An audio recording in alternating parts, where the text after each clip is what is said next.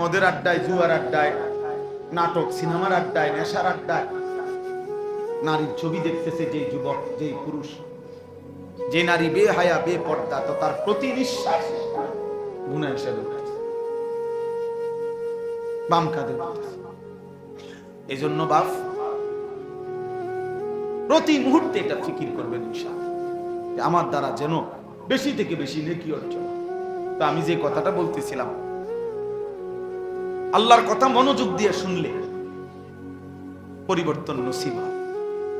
গাফেল মানুষ আজকে 30 বছর ইমাম সাহেব জুমার নামাজে বয়ান করে, আর আমি কান নিচের দিকে দিয়া মোড়ামি দেখান, আমি সেক্রেটারি, হ্যাঁ আপনি সেক্রেটারি লইয়া আপনি বলে যায়, আপনার ক্যাশিয়ার গিরি লইয়া আপনি বসে হাসরের ময়দানে দেখবেন রুকুটাও হইছে না, সেজদাটাও হইছে না, বুঝলেন না? হাসরের ময়দানে দেখবেন সুন্নত মোতাবেক যেভাবে নামাজ পড়তে হয়, না দাঁড়ানোর সুন্নত হইছে, না রুকুর সুন্নত, না সেজদার সুন্নত, না নিয়ত বাঁধার সুন্নত। আপনি যে গারমোড়া ছিলেন নিচের দিকে আর ইকান হুজুর, এরকম দুই চারটা হুজুর তো বেটা পকেটেই রাহি বেড়া, বুঝলেন না? আমি তো দু চারটা হুজুর পকেটেই রাখি, কত হুজুর আইসে গেছে, কত দেখছি বেটা, তো হুজুর কত জাতের কথা কইছে, আমি এক জাতের আছি না, হঠাৎ আমি অন্য বিড়ি গানার উপরে আছি। আজকে 60 বছর আল্লাহর রহমতে আমার বিড়ির থেকে কেউ লড়াই কাটছে না, একটু কত বালা বালা হুজুর আইছে। হ্যাঁ আপনি কামিয়া, আপনি বহুত বড় কামিয়া, আপনি যে 60 বছরও কিস্তি নেন, কামিয়া বাবা।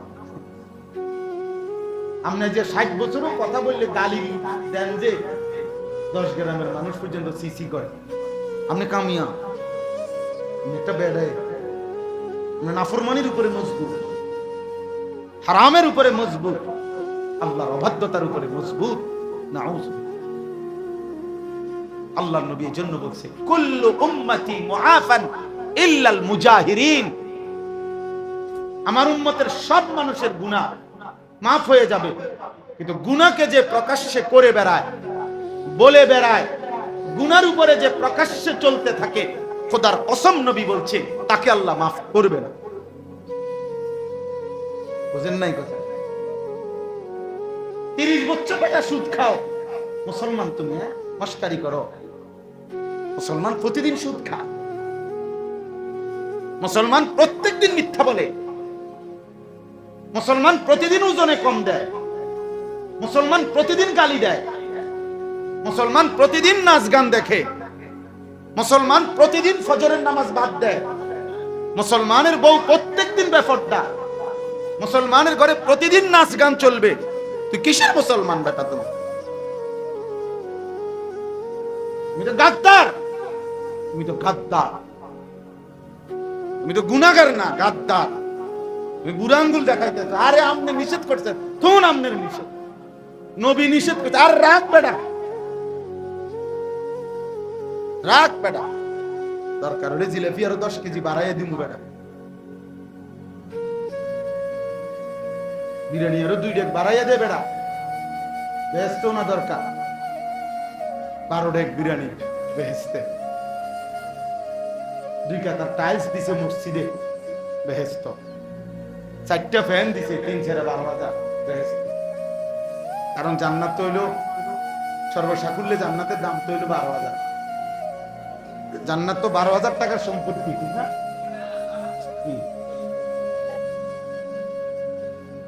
আল্লাহ হেফাজত করুন। আলাম ইয়ানি লিল্লাযীনা আমানু আন তাখশা কুলুবুহুম লিযিকরিল্লাহ।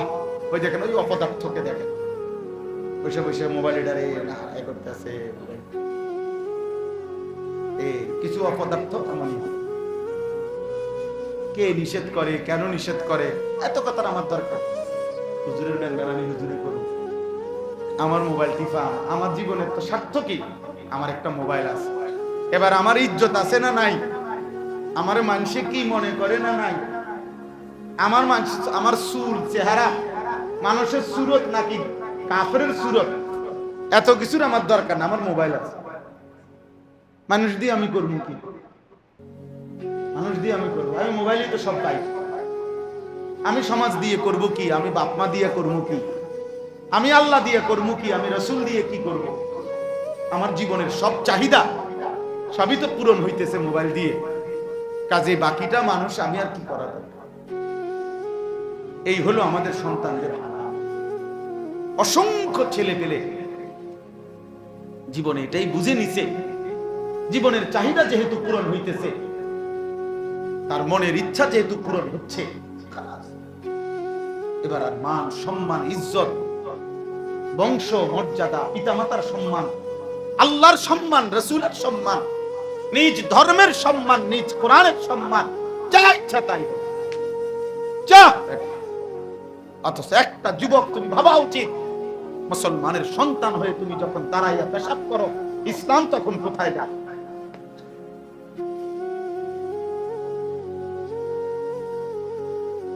ইসলামের সম্মান তখন কোথায় যায়? একটা যুবক যখন সারাদিনে এক ওয়াক্ত নামাজ না পড়ে, তখন আমার রাসূলের 23 বছরের চোখের পানি কি কদর হয়? মদিনার নবী তখন কষ্ট পায় না? প্রতি সপ্তাহেই রাসূলুল্লাহ সাল্লাল্লাহু আলাইহি সাল্লামের কাছে উম্মতের আমলনামা দেখানো শুনে তো নবী। কেউ দুরূদ শরীফ পড়লে আল্লাহ নবী বলছে আমার আল্লাহর পক্ষ থেকে ফেরেশতারা একটাবার নবীকে দুরূদ শরীফ পড়লে নাম ধরে ওই ব্যক্তির নাম এবং পিতার নাম সহ রাসূলুল্লাহ সাল্লাল্লাহু আলাইহি সাল্লামের সামনে আল্লাহর পক্ষ থেকে মনোনীত ফেরেশতারা রওজা পাকে পেশ করে। বিইসমিহি ওয়া ইসমি আবিহি, নবী বলেন তার নাম তার বাবার নাম সহ আলী আশরাফের ছেলে আনিসুর রহমান আপনার উপরে একবার দুরূদ শরীফ। পৃথিবীতে কোনো মানুষের সামনে যখন বারবার কারো নাম উচ্চারণ হয়, উনি তাকে না দেখলো 2-4 বছর পরেও যদি কোনোদিন দেখে, আচ্ছা ও আপনার নাম তাইলে আনিসুর রহমান, আমার অনেক লোকে আপনার কথা বলছে, বারবার বলছে, আসলে আমি যদিও আপনাকে দেখি নাই কিন্তু আপনার কথা অনেক শুনছি, এমন বলে না? রাসূলুল্লাহ সাল্লাল্লাহু আলাইহি সাল্লাম বলবে হাশরের ময়দানে ফুলসিরাতের সামনে অথবা হাউজে কাউসারের সামনে অথবা সুপারিশের জন্য সামনে গেলে যখন শুনবে উম্মত নাম বলবে, নবী সাল্লাল্লাহু আলাইহি ওয়াসাল্লাম, আচ্ছা ও তুমি, ফেরেশতারা তো প্রায় তোমার নাম আমার কাছে বলতো, ফেরেশতারা তো প্রায় দিনই আমার কাছে তোমার নাম বলতো, তুমি যে আমার উপর অনেক দুরূদ পড়ছো, তুমি আমার অনেক মনে করছো, আমি তো অনেক শুনছি তোমার। তাহলে যে মুসলমান 30 বছরের ভিতরে রাসূলুল্লাহ সাল্লাল্লাহু আলাইহি ওয়াসাল্লামের সুন্নাতের খেলাফ বিরোধিতা করে গেলেন, 20 বছর ধরে দাড়ি কাটলেন, 30 বছর ধরে দাড়ি কাটলেন, আপনার নাম নবীজির সামনে কেমনে পেশ হবে? আল্লাহ হেফাজত করে। এজন্য ভাই আমার কথা এটাই, প্রথম কথা শেষ, মনোযোগের কথা বলতেছিলাম। আন্তরিকতা থাকতে হবে। কোন আলেম, সে যে আপনার মসজিদের হুজুর হোক, সব আলেম সারা বাংলাদেশ পরিচিত হইতে হবে এটা জরুরি না। সবাই সারা বাংলাদেশ জনপ্রিয় হতে হবে এটা জরুরি। কোরআন সুন্নাহর কথা আপনার মহল্লার ইমাম, মহল্লার আলেম, উনিও যদি বলে, আপনার জিম্মাদারি মনোযোগ দিয়ে শুনুন। উনি জনপ্রিয় না হোক, মানুষের কাছে জনপ্রিয়তা দিয়ে হবে। 10 লক্ষ মানুষ আমার আলগি দিলে আমার কবর রাজা মাফ তো আর লাভ কি? তাইলে আমার লাভ, আমি তো নির্বাচনে আসছি না, যে নির্বাচনী গণসংযোগ আমার সমর্থন দরকার অনেক, আমি এই জন্য আসছি আমরা এখানে, তাহলে আর লাভ কি? এখানে কম হইলেই কি আর বেশি হইলেই কি? দরকার তো আল্লাহ গ্রহণ করলো কিনা, আখিরাতের মুক্তি মিলবে কিনা, পরকালের মুক্তি মিলবে কিনা, আমলনামা ডান হাতে আসবে কিনা, মিজানের পাল্লায় নেকিটা ভারী হবে কিনা, আল্লাহর মুখোমুখি হইলে রব্বে কারীম যদি প্রশ্ন করে জবাব দিতে পারবো কিনা, ফুলসিরাতটা আসানির সাথে পার হতে পারবো কিনা চিন্তা তো হলো। এই পৃথিবীতে আপনি অমর হয়ে যাবেন, এই পৃথিবীতে, পৃথিবী নিজে অমর নেই, সামনে অমর হবেন কেমন? বুঝেন না? এটা তো এই জেনারেল শিক্ষিতরা তো এটা কথা একটা ফালতু কথা বানায় নিছে। পৃথিবীতে তিনি অমর হয়ে থাকবেন, পৃথিবী নিজে অমর নেই, তো তুমি অমর হবে কেমন? পৃথিবী চিরস্থায়ী নেই, তো আপনি চিরস্থায়ী থাকবেন কেমন? এই পৃথিবী নিজেই তো থাকবে না। ইসরাফিল একদিন ফু দিলে আসমান ও জমিন, এই গোটা কায়নাত শেষ হবে কিনা বলেন? শেষ হবে না? তো তাইলে আর অমর রইল? জগতেরও যেহেতু মৃত্যু হবে, কায়নাতেরও যেহেতু আমরা কিতাবে পড়ছি স্পষ্ট, ব্যক্তির পৃথক মৃত্যুকে বলে মৌত, আর সারা আলমের একসাথে যেদিন মৃত্যু হবে সেটাকেই বলে কিয়ামত। এটাও মৃত্যুই, মৌতুল আলম, সারা আলমের যখন মৃত্যু হবে ওটারই বলে কিয়ামত। ইসরাফিল ফু দিলে সেই মৃত্যু, গোটা সৃষ্টির একসাথে কি হয়ে যাবে? মৃত্যু, আসমান ও জমিন সহ সবকিছু।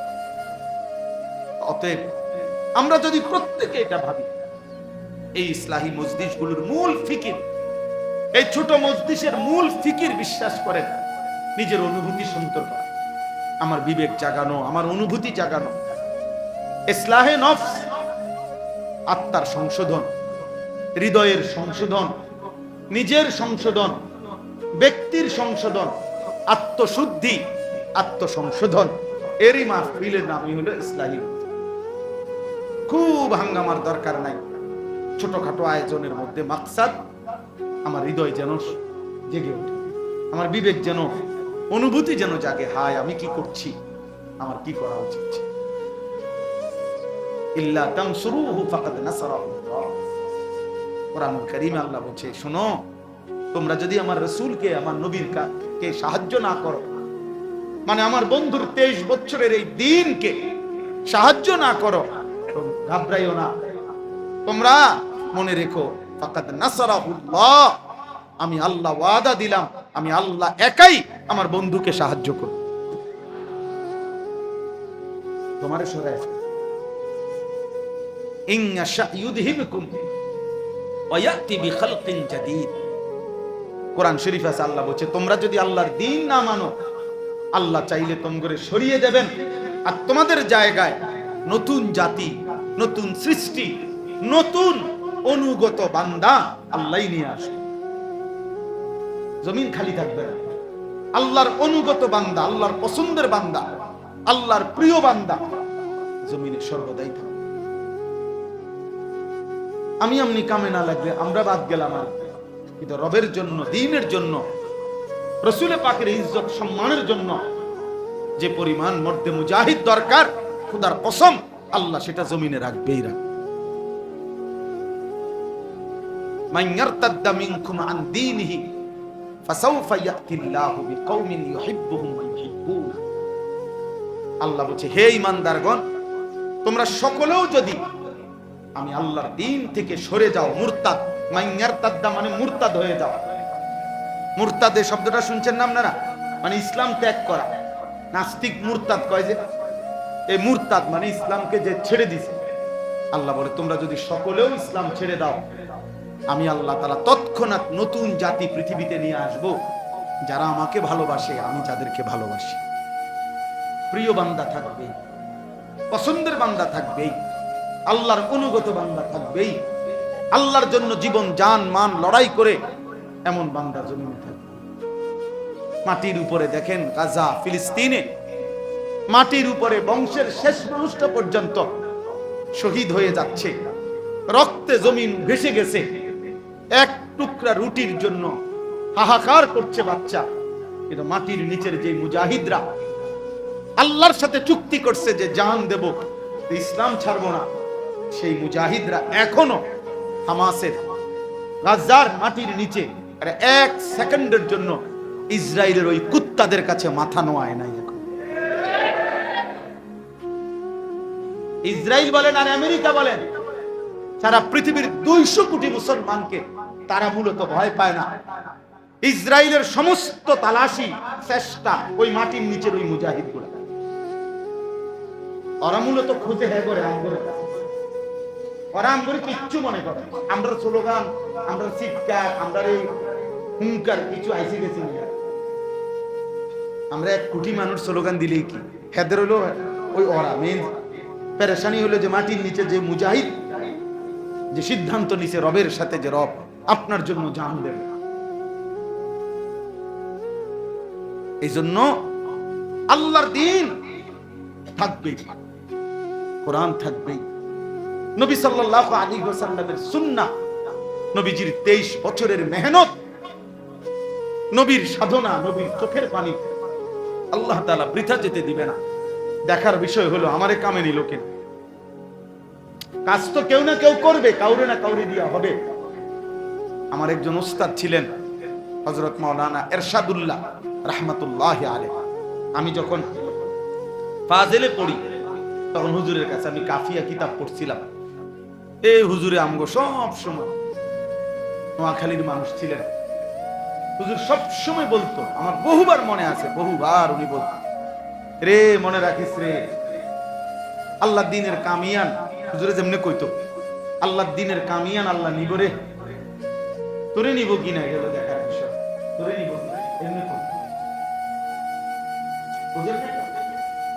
দ্বীন তো জিন্দা হবেই, বিজয় তো আসবেই, মুসলমানের কালেমা তো উঠবেই, মাহদি তো আসবেই, দাজ্জাল তো হারবেই, শেষ ইহুদিটাও, ইহুদির শেষ ব্যক্তিটাও, খোদার কসম নবী বলছে গাছের আড়ালে পাথরের আড়ালেও যদি ইহুদি লুকায়া থাকে, একটা সময় আসবে এমন যেদিন ওই পাথর ডেকে মুসলমানকে বলবে ইন্না ওয়ারাই ইহুদিয়ুন ফাকতুলহু, এই মুসলমান এদিকে আয়, আমার পিছনে একটা ইহুদি লুকিয়ে আছে, তার মা। হাদিস রাসূলুল্লাহ সাল্লাল্লাহু আলাইহি ওয়াসাল্লামের হাদিস, পৃথিবীর শেষ বেঈমানটাকেও ঈমানদার হত্যা করবে। তাহলে বিজয় তো হবেই, রাত ভোর তো হবেই, আলো তো ফুটবেই, ঈমানের বিজয় হবেই। কিন্তু দেখার বিষয় হলো যুবক, দেখার বিষয় হলো বাপ, তোমারে নিল কিনা, নাকি তোমারে বেড়ি দেখতে দেখতে কবরে পার করে দিছে, তোমারে নারী দেখতে দেখতে, ছবি দেখতে দেখতে, উলঙ্গ দৃশ্য দিতে দেখতে দেখতে, আহা তোমারে কবরে পাঠায় দিছে আল্লাহ, যা নাফরমান তোরে দিলাম। আর কিছু মানুষ আছে এবার এই সোফা ঠিক করতে করতে, খাট পালং ফার্নিচার, উনি মরার পরে 1 সপ্তাহ পরে সোফা বাইকে দিয়ে গেছে, উনি এখনো কবরে চলে গেছে, কিস্তি অনচলে, উনি মারা গেছে, ওনার সুদের টাকা এখনো বাজারে। এই কয়দিন আগে মাস্টার সাহেব, আমার এক ঘনিষ্ঠ ইমাম সাহেব, বাজার বড় এক বাজারের ইমাম, বাজার মসজিদের, উনি আমারে বলতেছে, হুজুর আমাদের এই বাজারের, মানে বাজারের নাম ইচ্ছা করে বলতেছি না আর কি, বাজারের একজন সেরা সুদখোর, যিনি বাজারের দোকানে দোকানে সুদ দিত, সুদে টাকা লাগাইতো, উনি মারা গেছে। এখন উনি মারা যাওয়ার পরে মাসখানিক পরে ওনার বিবি ইমাম সাহেব হুজুরের কাছে আইছে যে আপনি তো বাজারের সবাই চিনেন জানেন, আপনি যদি আমার একটু সহযোগিতা করেন, আমার ওটা কাটতে কাটতে টাকা বা ইডি ইডি করতে যদি লইয়ে দিতে।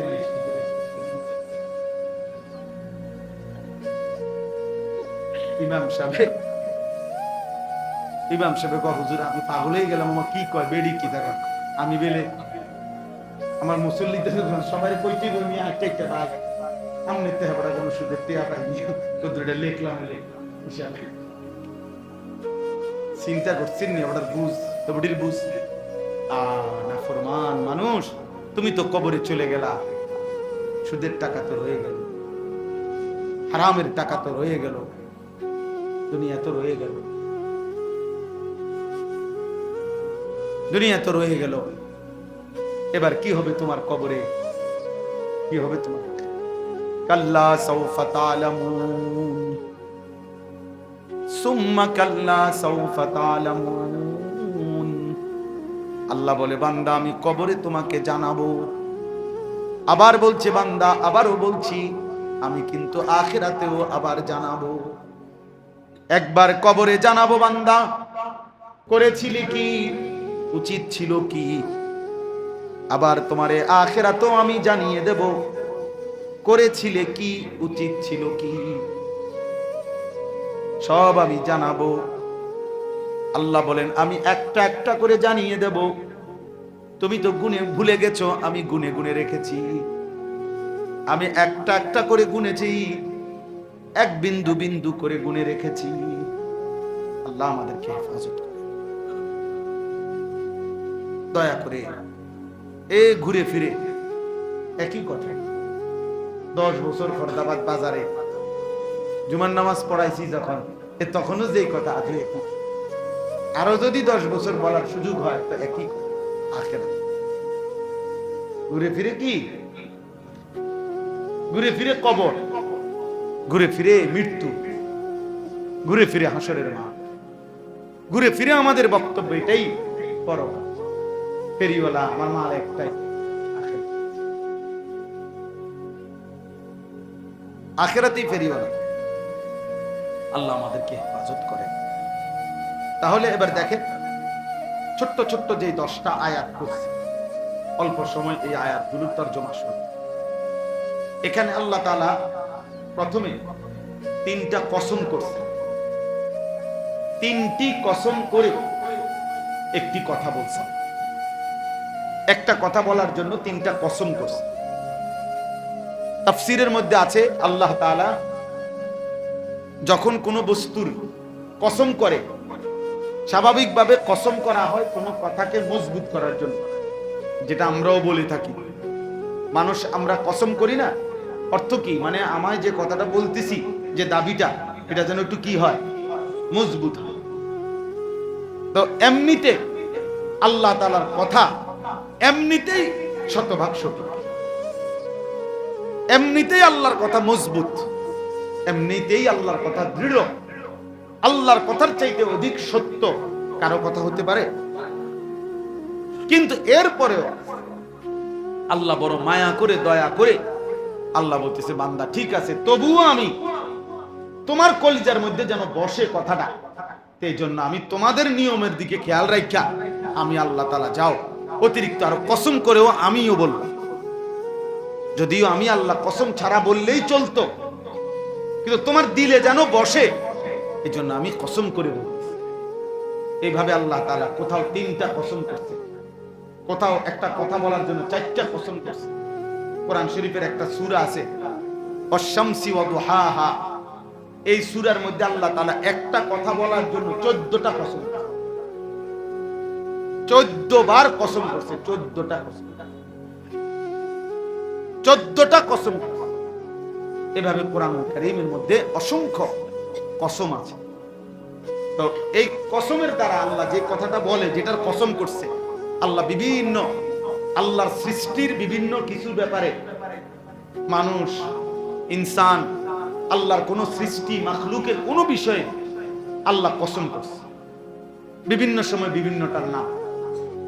তো আল্লাহ তাআলা তাফসীরের মধ্যে লিখছে, আল্লাহ যে বিষয়ের কসম করে এটার 2টা বিষয় হয়। এই বিষয়ে আগের থেকে কোনো বিশেষত্ব আছে যার কারণে আল্লাহ ওইটার কসম করছে, আর অথবা আল্লাহ কসম করার কারণে ওইটার দাম, ওইটার বিশেষত্ব, মর্যাদা বেড়ে গেছে। বুঝাইতে পারলাম না কথা? তো আল্লাহ তাআলা এখানে প্রথম কসম করছেন, লা উকসিমু বিহাদাল বালাদ। ওই যে সূরার নাম কি বলছিলাম? বালাদ। তো এই সূরার আল্লাহ বলেন, আমি আল্লাহ নবীজিকে বলতেছে, বন্ধু আমি কসম করছি এই মক্কা নগরীর কসম। এখানে এই বালাদ বলতে শহর, নগর বলতে মক্কা নগরীকে বোঝানো হয়েছে। হাযাল বালাদ, এই মক্কা নগরীর কসম করছি। কোন নগরীর কসম? এখন প্রশ্ন হলো, নবীজি যেন মহব্বত করে, আমাদের নবী যেন আল্লাহকে জিজ্ঞেস করছে, মাওলা মক্কা নগরীর কসম করলেন কেন? বুঝেন নাই কথা? আল্লাহ তাআলা যে উত্তরটা দিছে এটা বহুতই মহব্বতের উত্তর, বহুত ভালোবাসার উত্তর। मोहम्मद हामिदे हमदे खुदा बस, खुदा मदहे आफरी मुस्तफा बस, मोहम्मद अस्तुमी खाहम खुदारा, खुदाया अस्तु हुब्बे मुस्तफारा। কবি বলেন আল্লাহর প্রশংসায় আমাদের নবী মুহাম্মদ একা যা বলেছে তাই যথেষ্ট, আর নবী মুহাম্মদের প্রশংসায় আমার আল্লাহ একাই যা বলছে তাই যথেষ্ট। মোহাম্মদ হামিদে হামদে খুদা বাস, বাস মানে কি সারছে সারছে বাস, এইটারে কয় বাস যথেষ্ট, বাস বাস। খুদা মদহে আফরি মুস্তাফা বাস, আল্লাহর প্রশংসায় মুহাম্মদই যথেষ্ট, মুহাম্মদের প্রশংসায় আল্লাহই যথেষ্ট। তো এই গোটা সৃষ্টি আল্লাহ নবীকে যে পরিমাণ ভালোবাসে তার চাইতে হাজার লক্ষ কোটি গুণ বেশি রব্বে করিম তার বন্ধুকে ভালোবাসে। এইটা এখানে উত্তর দিছে আল্লাহ। নবী যেন জিজ্ঞেস করছে, মাওলা মক্কা নগরীর কসম করলেন কেন? আল্লাহ বলেন, ওয়া আনতা হিল্লুম বিহাদাল বালাদ, কেন কসম করছি বন্ধু জানেন? এই মক্কা নগরীতে যে আপনি থাকেন, ওয়া আনতা হিল্লুম বিহাদাল বালাদ, এই নগরীতে আপনি বসবাস করেন। এটা তো সেই মক্কা নগরী যে মাটিতে আপনি জন্মগ্রহণ করেছেন। গত 53 বছর, 63 বছর হায়াতের 53 বছর এই মাটিতেই বেড়ে উঠছেন আপনি। আপনার শৈশব, আপনার কৈশোর, আপনার যৌবন, আপনার হায়াতের লম্বা 53 বছর যে মাটির গলিতে গলিতে, যেই জমিনের গলিতে গলিতে কেটেছে বন্ধু, আমি রব্বুল আলামিন আলো বাতাস, আমি রব্বুল আলামিন এই মাটির প্রতিটা বিন্দুকেই ভালোবাসি। আপনি আছেন বলে। ওয়া আনতা হিল্লুম বিহাদাল বালাদ, প্রিয় বাপ, প্রিয় নওজোয়ান, সবার কাছে এটা একটা জরুরি কথা। আল্লাহ তাআলা বলছে আমি বন্ধুকে শুধু ভালোবাসি না, বন্ধু আমার যে মাটিতে জন্ম নিছে আমি সেই মাটিকেও ভালোবাসি। বন্ধু আমার যে শহরে জন্ম নিছে আমি সেই শহরের নামকেও ভালোবাসি, সেই শহরের বাতাসকেও ভালোবাসি, সব ভালোবাসি, সব ভালোবাসি, সব পছন্দ করি। এজন্য কোরআনুল কারীমের মধ্যে আছে আল্লাহ তাআলা বলছে ওয়াদ-দুহা ওয়াল লাইলি ইদা সাজা। এটা শুনছেন না আপনারা? এই দুই আয়াত, এই দুইটাও কসম। এই ওয়াদ-দুহা এটাও একটা কসম, ওয়াল লাইলি ইদা সাজা এটাও একটা কসম। এই কসম দুইটার দুই অর্থ। একটা অর্থ শুধু আমি বলতেছি। ওয়াদ-দুহা শব্দের একটা অর্থ হলো আল্লাহ তাআলা বলছেন বন্ধু আপনার ওই পবিত্র আলোকোজ্জ্বল যেই চেহারা মোবারক, আমি আল্লাহ ওই সুন্দর হাস্যোজ্জ্বল আলোকোজ্জ্বল ওই নূরানি পবিত্র চেহারার কসম করছি। ওয়াদ-দুহা শব্দের আর ওয়াল লাইলি ইদা সাজা এই দ্বিতীয় অংশটার অর্থ হইল অন্ধকার অমাবস্যার কালো রাত যেরকম একদম কালো, আপনার এই সুন্দর চেহারার সাথে আপনার পবিত্র মাথা মুবারকের মধ্যে যে ঘন কালো চুল, এটাও বড় সুন্দর, বড় আকর্ষণীয়। আমি আল্লাহ আপনার ওই সুন্দর আলোকোজ্জ্বল চেহারার সাথে ঘন কালো ওই চুলেরও কসম করল। ওয়াল্লাইলি ইদা সাজা। এজন্য বন্ধু নবী সাল্লাল্লাহু আলাইহি ওয়াসাল্লামের সরাসরি চেহারা মুবারকের কসম আল্লাহ করেছে। সেই চেহারা মালিকের কতটা প্রিয় বলেন না কেন? নবীজির পবিত্র কালো চুলের কসম কে করেছে? তো সেই চুল আল্লাহর কতটা প্রিয়। এবার আপনারা ইনসাফ করে বলেন, নবীজির ওই চেহারা মুবারক কসম আল্লাহর, যে চেহারা আল্লাহ ভালোবাসে, যে চেহারা আল্লাহর বড় পছন্দের, খোদার কসম সেই চেহারা তো ছিল দাড়িওয়ালা চেহারা। সেই চেহারা তো দাড়িওয়ালা চেহারা। রব যে চেহারার কসম করছে, রব যে চেহারা ভালোবাসছে, তো সেই চেহারা তো দাড়িওয়ালা ছিল। অতএব দাড়িবিহীন ওই চেহারা দিয়ে রবের সামনে দাঁড়াবেন কেমনে? মদিনার রসুলের সামনেই দাঁড়াবেন বলে, কেমনে দাঁড়াবেন? আপনাদের বিবেক দিয়ে আপনি ভাই। 2 নম্বর, কিশোর যুবক ছেলে, তোমাদেরকে বলি না, নবী সাল্লাল্লাহু আলাইহি সাল্লামের পবিত্র ওই চুল আল্লাহ তাআলার কাছে সেটাও তো বহুত প্রিয় ছিল। আর নিঃসন্দেহে এই ডান দিকে, বাম দিকে এবং সামনে এই বিশ্রী যেই ফ্যাশনেবল চুল, আল্লাহর কসম এটা নবীজির চুল না। নবীর চুল মোবারক এমন ছিল না, সাহাবায়ে কেরামের চুল এরকম ছিল না। গত 1450 বছরের ভিতরে মুসলমানের ইতিহাসে কোন ইমানদার, কোন মুত্তাকি, কোন ভদ্র, কোন দিনদার, কোন সেজদাওয়ালা কোন মুসলমানের চুল এমন ছিল না। অতএব নিঃসন্দেহে এই চুল বিকৃত চুল। এই তোমরা যারা এই চুল, এই ঝাঁকড়া চুল, ডান দিকে বড়, বাম দিকে বড়, সামনের দিকে বড়, পিছন ছাড়া, পিছনের চুল বড় হলে সেটা রাসূলুল্লাহ সাল্লাল্লাহু আলাইহি ওয়াসাল্লামের চুল, বাবরির চুল। কিন্তু বাকি 3 দিক, সামনের দিক, ডান দিক, বাম দিক, এই 3 দিকের এই ফ্যাশনেবল চুল, এটা মুহাম্মদে আরবি সাল্লাল্লাহু আলাইহি সাল্লামের চুল মোবারক এমন ছিল না। কোন সাহাবীর চুল এমন ছিল না। কোন আউলিয়া, কোন পীর, কোন মাশায়েখ, কোন বুজুর্গ, কোন উলামা, কোন মুহাদ্দিসিন, মুফাসসিরিন, ইমাম, খতিব, দিনদার, মুত্তাকি, এমনকি তোমার বাবা দাদা মুসলমান যারা তোমার পূর্বপুরুষ ছিল তাদের চুল এমন ছিল না। অতএব তুমি এটা কোত্থেকে আনলা? এটা তোমারে দিছে যারা, ওরা কাফের, ওরা বেঈমান, বেঈমান, বেঈমান, বেঈমান। ওটা ইহুদির চুল, ওটা খ্রিস্টানের চুল, ওটা হিন্দুর চুল, ওটা বৌদ্ধের চুল, ওটা নাস্তিকের চুল, ওটা মুরতাদের চুল। ওটা এমনও ব্যক্তির চুল হইতে পারে যার জন্মের ঠিক নাই, বংশের ঠিক নাই। তালাশ করো, তুমি খুঁজা দেখো, তুমি যার মতো চুল রাখছো ওইতের, তোমারে বলি নাই, সাবধান বলছি আমি, হইতের যাত্রার থেকে নিচো মডেল, হইতের গিয়া দেখো বংশ আছে।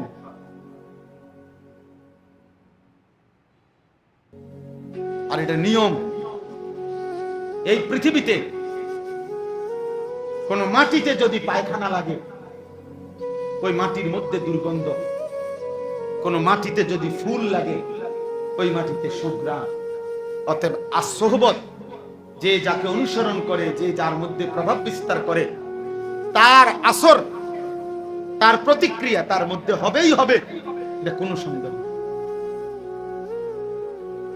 এতে কোনো সন্দেহ নেই। এটা একবার পরীক্ষিত পৃথিবীতে। আমরা সেই ছোটবেলায় শেখ সাদির কবিতা পড়ছি।